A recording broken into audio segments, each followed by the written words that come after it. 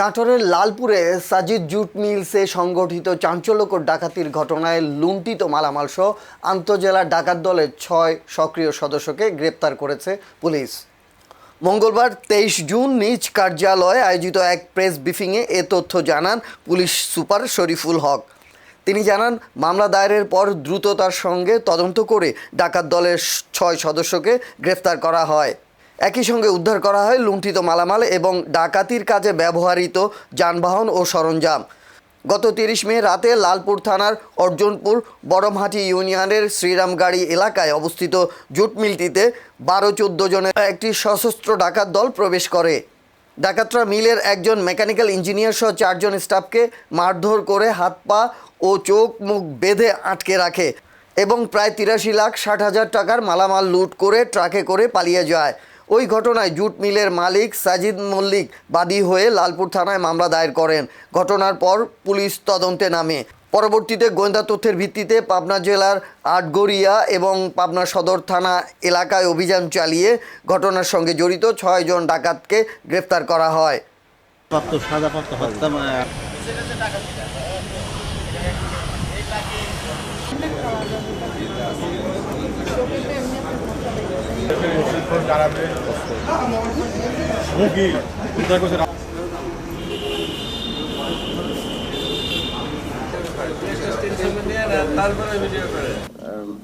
অভিযান করে এবং আমাদের পুরো অভিযানটাই হয়েছে পাবনায়।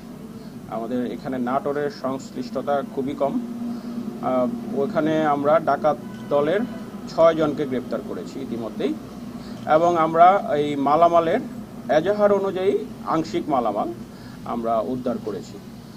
তো এখানে ওরা এই মালামালগুলো ডাকাতি লুণ্ঠন করে নিয়ে যাওয়ার পর তারা এগুলোর আবার কেবলের যে ইনসুলেশন থাকে, প্লাস্টিকের যে কাভারটা থাকে, এইটা একটা চক্র আবার খুলে ফেলছে। খুলে ওইটা আবার একটা গ্রুপের কাছে বাঙ্কারি ব্যবসা করে, যারা বাঙ্গারি ব্যবসা করে তাদের কাছে বিক্রি করেছে। তারা এটা আবার আরেক জায়গায় বিক্রি করে দিয়েছে। মানে এটা একটা সংঘবদ্ধ চক্র, অনেকগুলো পেশার লোক এটার সাথে জড়িত। এটা তারপর নিয়ে যাওয়ার পরে আমরা এই মালামালগুলো তাদেরকে একজন একজন করে গ্রেপ্তার করে একটা অংশ আমরা উদ্ধার করেছি এর মধ্যেই। সেটা আপনারা আমাদের উদ্ধার মালামালের তালিকায় দেখতে পেয়েছেন। এই লুণ্ঠন কাজে জড়িত যে একটা পিকআপ ছিল, এই পিকআপটা আমরা জব্দ করেছি এবং এই মালামাল বহনের জন্য একটি ভ্যান গাড়িও তারা ব্যবহার করেছিল, ওই ভ্যান গাড়িটাও আমরা জব্দ করেছি। এই পিকআপের ড্রাইভার আমাদের গ্রেপ্তার আছে, ভ্যান গাড়ির চালক যিনি উনিও গ্রেপ্তার আছে, পাশাপাশি আরও 4 জন, মোট 6 জনকে আমরা এর মধ্যেই গ্রেপ্তার করেছি।